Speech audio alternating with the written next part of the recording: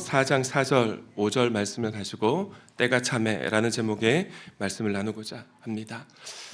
사실 오늘 제가 나눌 말씀의 내용이 이 찬양 두 곡 가사에 다 담겨 있습니다. 때가 참에. 때가 참에를 영어 성경으로 읽으면 의미가 더 가슴에 와닿습니다. When the fullness of the time was come. The fullness was the time. 시간의 충만함. When the fullness of the time was come. 이 시간의 충만함이 찾아왔을 때 하나님이 누구를 보내셨습니까?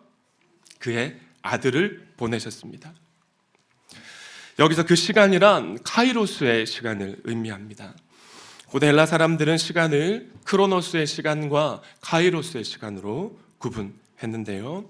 먼저 크로노스의 시간은 물리적인 시간, 흘러가는 시간입니다. 하루 24시간 1440분 86,400초 누구에게나 똑같이 주어진 객관적인 시간이 바로 크로노스의 시간인 것입니다. 인간은 과거, 현재, 미래 이 흘러가는 크로노스의 시간 안에 태어나고 늙어가고 병들고 죽는 것이죠. 반면 카이로스의 시간은요, 흘러가는 이 크로노스의 시간 가운데 의미 있는 시간입니다. 나에게 특별한 시간이 바로 카이로스의 시간인 것이에요. 가령 2002년 4월 5일은 저와 제 아내에게 카이로스의 시간입니다. 왜 그럴 것 같아요? 그날 저희 부부가 결혼했거든요. 2003년 8월 15일과 2007년 7월 5일도 저희 가족에게 의미 있는 카이로스의 시간입니다. 왜일까요? 너무나 든든한 딸 진주와 사랑스러운 아들 성현이가 저희 가정의 선물처럼 태어난 날이기 때문입니다. 2021년 10월 24일도 저희 가족에겐 카이로스의 시간입니다. 1159일 전 그날 제가 동암교회 제3대 목사로 부임한 날이고요. 2021년 10월 24일이 저와 동암교회의 카이로스의 시간이 되어서 와, 벌써 진대원 목사가 우리 교회 부임한 지 1159일이나 되었대 라고 지나온 날을 계수하고 추억할 수 있기 때문입니다. 그래서 카이로스의 시간은요, 상대적인 시간이고 주관적이니까 의미 있는 시간이 될 수 있겠죠. 오늘 2025년 성탄절과 성탄 감사 예배가 저와 여러분의 인생에 의미 있는 카이로스의 시간이 될 수 있기를 소망합니다. 그러나 하나님을 믿는 유대인들은 어떨까요? 헬라 사람들과 달리 이 유대인들은 모든 시간을 카이로스의 시간으로 해석하고 의미 있게 여겼습니다. 왜 그러냐면 모든 시간을 하나님의 관계 안에서 일어나는 특별한 일로 해석하고 자기 삶을 들여다보기 때문이에요. 인간의 삶에 일어나는 생로병사, 태어나고 늙고 병들고 죽는 일과 흥망성쇠, 흥하고 망하고 융성하고 쇠퇴하는 이 모든 일에 우연은 있다 없다? 없는 것이죠. 하나님의 주관과 섭리 가운데 일어난다고 믿는 그들의 믿음 때문에 그런 것입니다. 유대인들에게 우리는 한 수 신앙의 지도를 받을 수 있는 것이죠. 그렇다면 여러분, 우리가 믿는 하나님은 어떤 분이실까요? 지금 이 시간 이 자리 서울 암사동 땅에도 계시지만 분당에도 계시고 남양주에도 계시고 구리, 일산, 평택에도 계시지만 미국에도 계시고 호주에도 계신 무소부재한 분이심을 믿으시기 바랍니다. 바꾸어 말하면 우리 인간처럼 시간과 공간의 지배를 받지 않는 분이시라는 겁니다. 시간과 공간의 지배를 받지 않는다. 과거에도 계시고 현재도 계시고 미래에 동시에 존재하는 그런 분이라는 건데, 제가 이런 말씀을 드리면 이 무슨 비성적인 말씀을 목사님 또 이렇게 하시나 라는 생각을 하시는 분이 있을 것 같습니다. 그러나 물리학적 표현을 빌리면 과학적인 이야기가 됩니다. 생명의 삶 시간에 배우는 것처럼 여러분, 시간과 공간의 지배를 받는 세계는 우리가 살아가는 3차원 세계입니다. 그러나 우리 하나님이 계신 세계는요, 시간과 공간의 지배를 받지 않는 세계예요. 4차원, 5차원, 6차원 이상의 세계라는 것입니다. 그래서 우리 하나님은 어제도 계시면서 오늘 계시고 오늘 계신 그분이 미래에도 계신, 영원히 계신, 동시에 존재하시는 그런 분이실 수 있는 것입니다. 인터스텔라 영화 이미지. 인터스텔라라는 영화의 마지막 부분을 보시면 크리스토퍼 롤란 감독이 물리학적인 사고를 가지고 4차원, 5차원, 6차원 세계를 정말 잘 표현해 놓은 것 같습니다. 저런 공간. 나중에 한번 영화로 한번 보시면 좋겠고요. 여러분 한번 생각해 보십시오. 태초에 하나님께서 우리가 살아가는 세상을 만드셨습니다. 그리고 시간을 만드셨어요. 첫째 날, 둘째 날, 셋째 날, 과거, 현재, 미래라는 흘러가는 시간을 만드신 거죠. 그런 하나님이 자신이 만든 시간과 공간의 지배를 받겠습니까? 바꾸어 말하면 우리가 믿는 하나님은 창조주 하나님이신 줄 믿습니다. 놀랍게도 그런 하나님이신 예수님이 2000년 전 오늘 우리 인간이 살아가는 이 시간과 공간 안으로 거침없이 들어오신 날이 바로 오늘 성탄절인 것이죠. 여러분, 예수님이 하나님을 싫어하는 인간을 사랑하셨습니다. 하나님보다 세상을 더 사랑하는 저와 여러분을 살리시려고 인간의 몸을 입으시고 시간과 공간이라는 인간이 살아가는 세상 안으로 들어오신 날이 바로 오늘이라는 것이에요. 좀 적당한 비유가 아닐 수 있지만 인간이 개미를 사랑해서 인간이 된 것보다 더 말도 안 되는 일을 행하신 것입니다. 성도님들, 평화의 왕이신 예수님이 여러분을 이렇게나 사랑하십니다. 아멘. 옆에 계신 분과 이렇게 인사하실까요?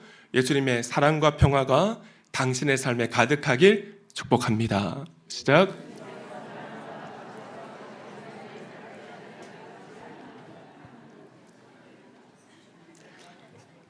그러나 그분은 여전히 하나님이셨습니다.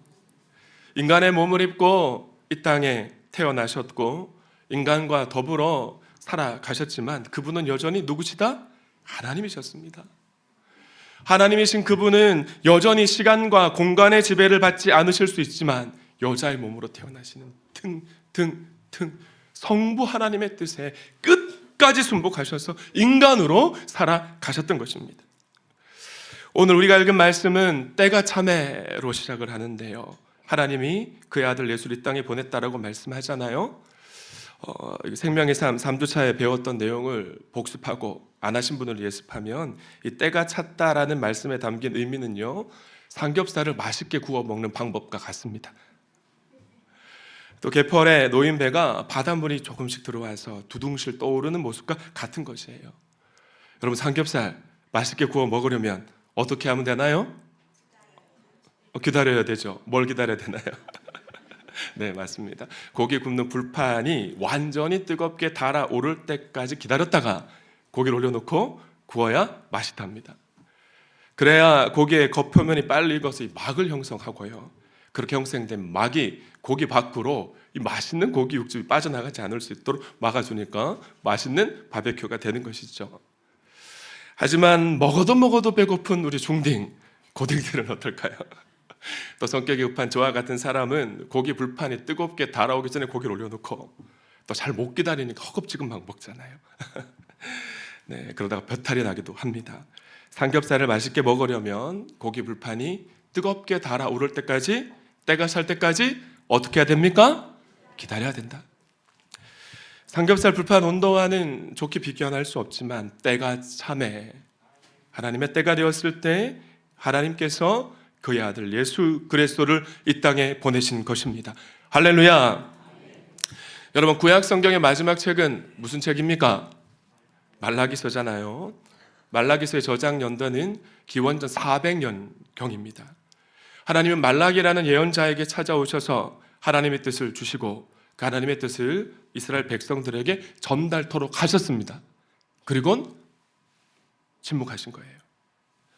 예수님이 태어나시기까지 하나님은 400년 동안 예언자도 보내주시지 않으시고 그 어떤 뜻이나 말씀도 전달하지 않으셨는데, 그래서 이 시기를 가리켜 저를 따라합시다. 신구약 침묵기 또는 신구약 중간기, 신구약 침묵기 또는 신구약 중간기라고 합니다. 자, 그럼 우리 하나님이 침묵하시는 기간 동안 아무 일도 안 하셨을까요? 그렇진 않겠죠. 다음 이미지 띄워주시고요. 바닷물이 빠져나가니 서해안 바닷가 개펄에 가면 고깃배들이 땅 위에 덩그러니 저렇게 놓여 있잖아요.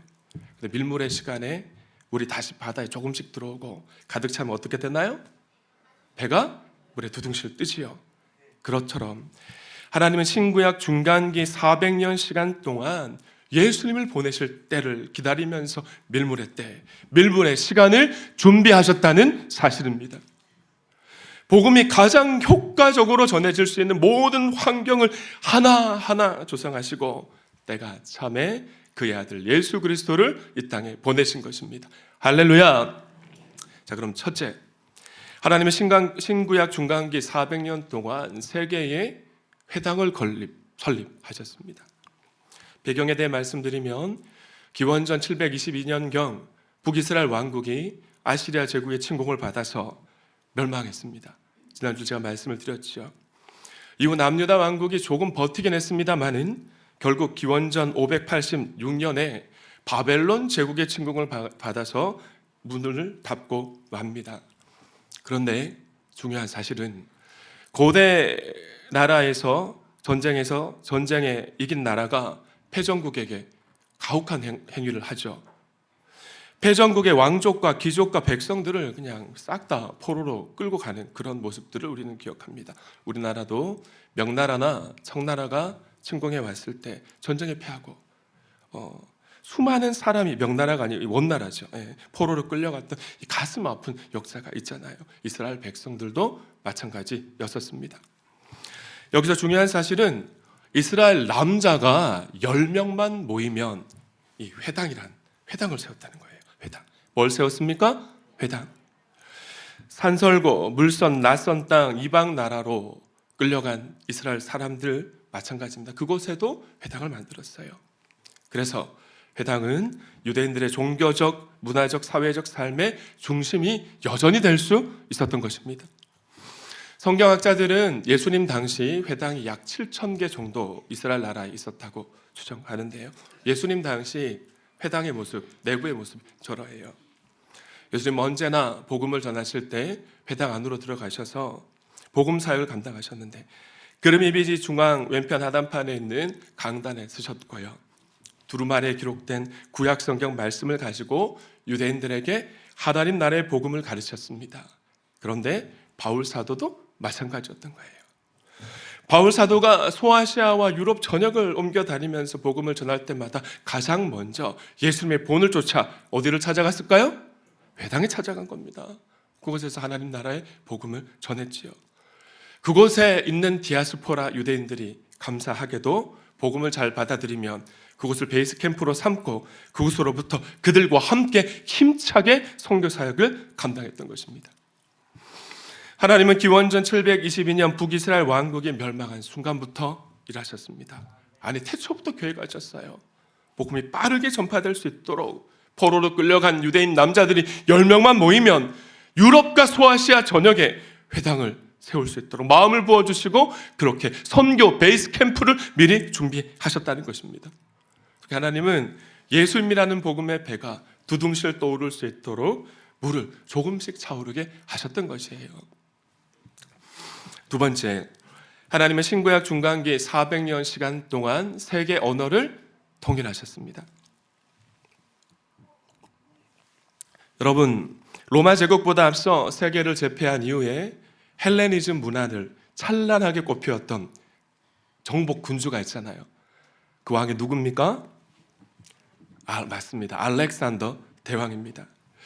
알렉산더 대왕은 자신들 나라의 언어인 코이네라는 헬라어를 세계 공용어로 사용토록 했습니다. 그런데 감사한 것은 융화 정책을 폈던 로마 제국이 자신들의 언어인 라틴어를 강요하지 않고 세계 공용어로 헬라어를 그대로 받아들였다는 겁니다. 그러니까 헬라어가 유창했던 바울 사도가 전 세계 어느 나라 어떤 도시에 가도 그 헬라어를 가지고 세계 공용어 삼아서 예수 그리스도의 피 묻은 복음을 마음껏 전할 수 있었던 것이죠. 이렇듯 하나님은 예수 그리스도라는 복음의 배가 두둥실 떠오를 수 있도록 더 물이 차오르게 하셨던 것입니다. 마지막 세 번째로 하나님은 신구약 중간기 400년 동안 세계 질서를 통일하셨습니다. 기원전 1세기부터 2세기까지 약 200년의 시간을 라틴어로 팍스 로마나, 로마에 의한 평화라는 뜻을 가진 평화의 시대라고 말합니다. 약 200년 동안 강력한 로마 제국의 통치 아래 유럽과 소아시아, 이 세계라고 할 수 있는 그 나라들이 이 평화를 누렸던 것입니다. 그러나 이 시기 전까지 그렇진 않았죠. 로마 제국이 영토를 확장하기 위해 주변 나라 침공했어요. 확장해 나갔습니다. 우리나라가 과거 일본 제국으로부터 수탈당할 때, 그 수탈당한 후 일본 제국이 중국으로 진출하기 위해서 우리나라 영토 전역에다 이 철도를 연결했잖아요. 닦았잖아요. 마찬가지입니다. 로마의 주력 부대는 전차 부대인데 전차 부대가 빠르게 전투 현장으로 나아가기 위해서 공병대를 통해 8만 5천 킬로미터 가량의 도로를 로마로부터 피지배국 영토 전체를 향해 나아가는 그 도로를 닦은 겁니다. 여기서 모든 길은 로마로 통한다라는 말이 나온 것이죠.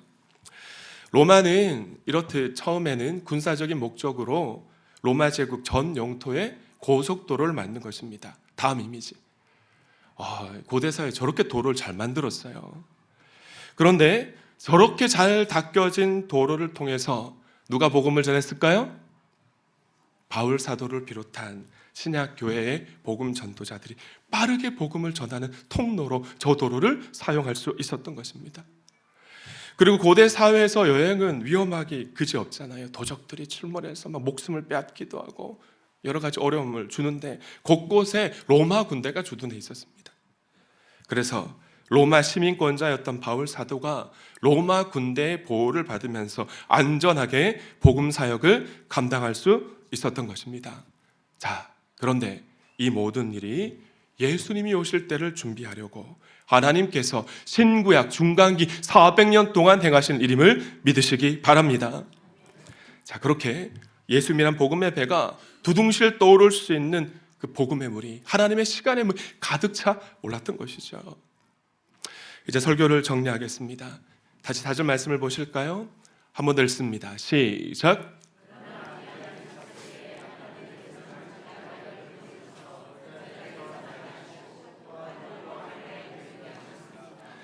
그러나 기한이 찼을 때, 하나님의 모든 준비가 마치고 기한이 찬 카이로스의 시간에 하나님은 자기 아들 예수 그리스도를 이 땅에 보내신 것입니다. 여자에게 나게 하셨고요. 예수님 자체가 말씀이신데 율법을 지킬 필요가 1도 없으신 분이 율법을 지키게 하는 삶을 살아가게 하심으로써 말씀으로 살아가는 삶이 무엇인지 보여지게 하셨습니다. 그것이 율법 아래 놓이게 하셨다는 말씀이고요. 계속해서 5절 말씀, 왜 그렇게 하셨느냐? 함께 읽습니다. 시작.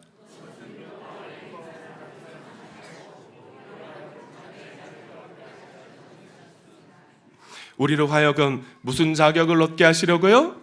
자녀의 자격을 얻게 하시려고 태초부터 삼위일체 하나님이 이 모든 일을 계획하셨고 이 모든 일을 준비하신 후 예수님을 이 땅에 보내셨던 것입니다.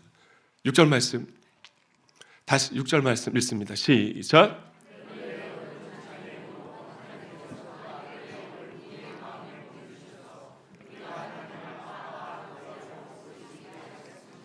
우리가 하나님을 아빠, 아버지라고 부를 수 있게 하셨다. 여러분, 이 얼마나 큰 사랑이고 놀라운 은혜입니까? 이 말씀을 가슴 가득 새기면서 한번 우리가 실습해 봤으면 좋겠어요. 하나님의 사랑과 은혜를 묵상하면서 아빠 감사합니다 라고 한번 외쳤으면 좋겠습니다. 시작. 네, 아빠가 좀 쑥스러우신 분은 아버지라고 해도 좋겠어요. 다시 한번 시작. 아버지 감사합니다. 할렐루야. 태초에 하나님이 온 세상을 창조하신 후부터 장엄하게 크로노스의 시간이 흘러갔습니다. 그런데 그 안에 일어났던 모든 세상 나라의 역사와 일들은 결국 나의 구원을 위한 카이로스의 시간, 그 일들이었던 것이죠. 말씀을 맺습니다. 사랑하는 도안가족 여러분, 오늘 본문을 통해 얻을 수 있는 교훈이 무엇입니까?